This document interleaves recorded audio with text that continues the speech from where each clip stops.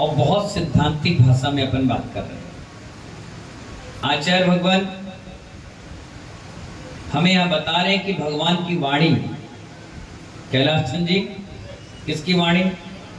कैलाश चंद की या भगवान की? भगवान की। तो भगवान की जो वाणी है वो वाणी के रूप में हमें धवला जी महाग्रंथ में मिली है। और आपको मालूम होना चाहिए हमारे यहाँ सबसे प्राचीन ग्रंथ का नाम जय धवला, महाधवला जैसे ग्रंथ हैं। 16 शास्त्र हैं, 39 शास्त्र हैं उनके, और उन शास्त्रों में 2 लाख प्रमाण गाथाएं हैं। कितनी? 2 लाख। और प्रमाणिक गाथा है वो भगवान की वाणी में जो खिरी वो पूरी गाथाएं हैं। उन गाथाओं के माध्यम से सारे आचार्यों ने हमें ग्रंथ प्रमाणित करके दे दिए कि इस प्रकार से भगवान की वाणी खिरी। अब आप देखिए इसमें बहुत बड़ी बात कही है, इसे समझना बड़ा मुश्किल है, थोड़ा सा समझना मुश्किल, लेकिन बहुत सरल भाषा में है। हम इसे समझने की कोशिश करेंगे और मैं आपको समझाने की कोशिश करूंगा। बहुत बढ़िया आचार्य भगवान बता रहे हैं अग्नि नाम का भी एक शास्त्र है। किसके नाम का? अग्नि के विषय में भी आचार्य भगवान ने कहा, क्योंकि अग्नि एक इंद्रिय जीव है। क्या है? एक इंद्रिय जीव है। आज अग्नि के बारे में ही बात करेंगे, क्योंकि अपन को ध्यान अग्नि भी करना है, क्रोध अग्नि भी आप करते हैं, दोनों में अग्नि के नाम आए। तो आचार्य भगवान बता रहे हैं इसमें जैन शास्त्रों में एक इंद्रिय जीव माना गया। किसको मास्टर साहब? किसको माना? अग्नि। जल को एक इंद्रिय जीव, हवा को एक इंद्रिय जीव, पहाड़ को एक इंद्रिय जीव, पेड़ को एक इंद्रिय जीव। तो ये एक इंद्रिय जीव है। तो अग्नि भी एक इंद्रिय जीव है। कौन सी इंद्रिय है? वह जलते हुए जलाती भी है। क्या करती है? जलते हुए जलाती भी है। वह बाती को खाती भी है। भाई बाती आप इतनी बड़ी लगाओ, 4-5 दिन बाद जलती जाएगी, जलती जाएगी, धीरे धीरे धीरे धीरे धीरे कम हो जाएगी, ऑटोमेटिक। रुई नहीं जोड़ोगे तो बाती भी बुझ जाएगी। तो जलती भी है अग्नि, और जलाती भी है, खाती भी है, और तेल को पीती भी है। कितनी बड़ी बात आचार्य कुंद बता रहे हैं कि बाती जलती भी है, जलाती भी है, पीती भी है और खाती भी है, और धुआं भी छोड़ती है। क्या करती है? धुआं भी छोड़ती है और ऑक्सीजन पी जाती है। किसी कमरे में अगर आग लगा दो तो पूरा ऑक्सीजन जलकर काम खत्म हो जाता है। साथ ही साथ महानुभाव आचार्य भगवान बता रहे हैं क्रोध, मान, मायाचारी और लोभ उसमें ठसाठस भरा हुआ है। किसमें? सिर्फ अग्नि में। वो भी कौन सी इंद्रिय है? सिर्फ एक इंद्रिय है। आप सुनिए उसकी भाषा। क्रोध तो इतना है कि छूते ही हाथ को जला देती। काली क्या कर देती? क्रोध इतना भरा हुआ उस अग्नि में कि तुमने छुआ और सबसे पहले तुम्हें जलाकर राख कर देती है। और उसमें मान इतना है, कभी वो झुकती नहीं। बताओ अग्नि को झुका के दिखा, तुम्हें झुकना पड़ जाएगा। दीपक को लो यूं और यूं कर दो और झुकेगा? बताओ भाई। कोठी वाले पवन जी एक आध बार अग्नि को झुका के बता दो तो तुम्हें झुका देगी, भस्म कर देगी, लेकिन खुद नहीं झुकेगी। आचार्य कहते हैं क्रोध इतना है कि टच करते ही आग लगा देगी तुरंत। कभी पटाखे की फैक्ट्री हो और एक माचिस जला, आधे घंटे में सुपड़ा साफ। कहीं घास के तिनके लगे हों और किसी ने बीड़ी जलाकर फेंक दी, पूरा खेत का खेत स्वाहा। इतनी जबरदस्त क्रोध भरा हुआ है और इतना ज्यादा मान है, कभी झुकती नहीं।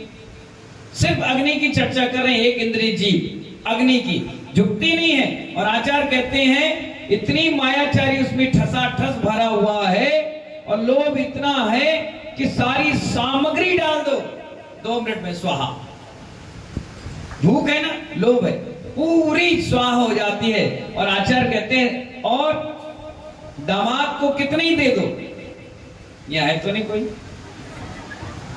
हो तो क्या करना, अपन तो प्रवचन कर रहे हैं।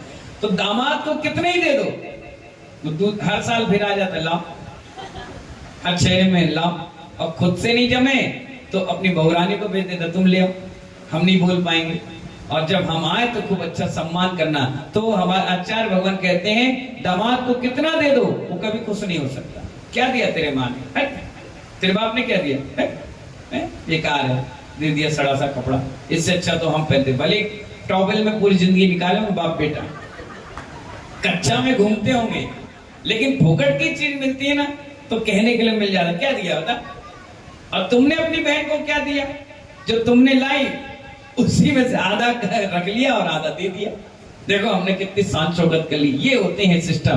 तो आचार्य भगवान बता रहे हैं यहाँ पर कि दामाद को कितने ही दे दो वो कभी खुश नहीं रह सकता, इसीलिए उसे दामाद समझो।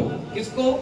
अग्नि को। कितने ही खिला दो, कितने पिला दो, कभी वो अग्नि शांत होने वाली नहीं, और भड़कती है और जलती है और सुहा कर देती है। तो आचार्य भगवान इसी में हमें समझा रहे हैं कि अग्नि की आयु कितनी दिन है बताओ, बताओ। 72 घंटे की आयु है, बस 3 दिन।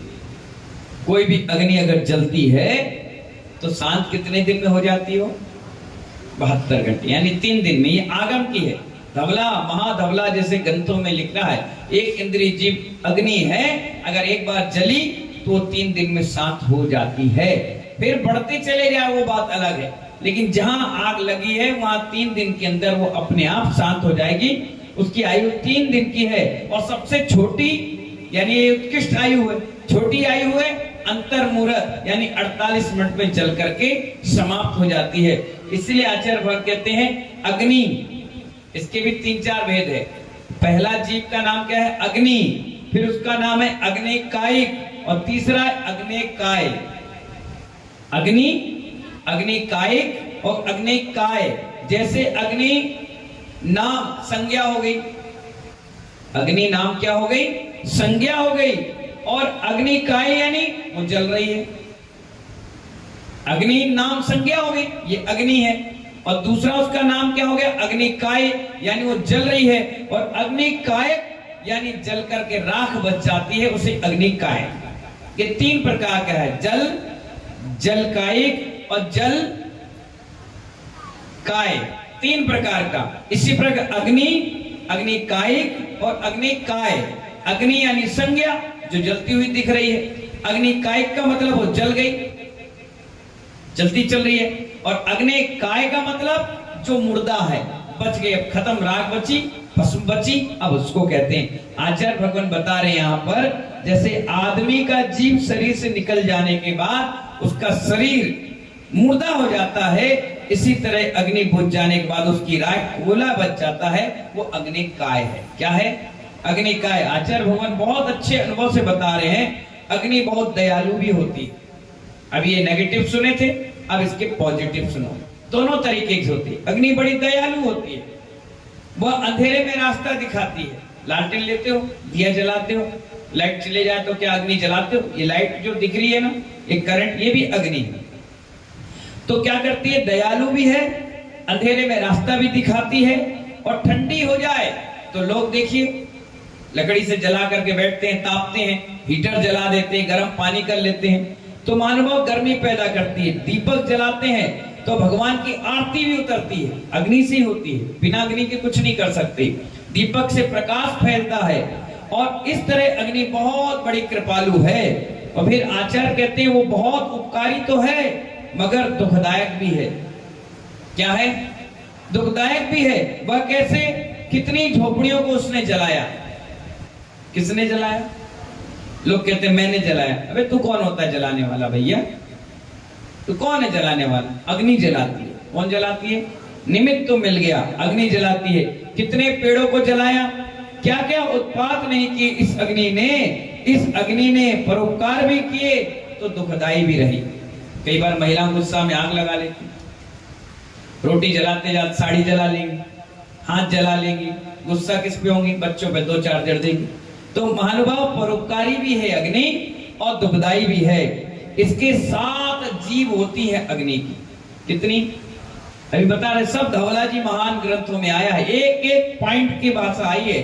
अपन पढ़ते नहीं है ना तो हमको नॉलेज नहीं है। जब पढ़ोगे, आप कहते हो महाराज जी 12 से 3-4 बजे तक आप क्या करते रहते हो? मैं यही सब पढ़ते रहता हूँ, पढ़ते रहता हूँ, तभी आपको समझाता हूँ। तो आचार्य भगवान कहते हैं उसके 7 जीभ होती है सुई की तरह।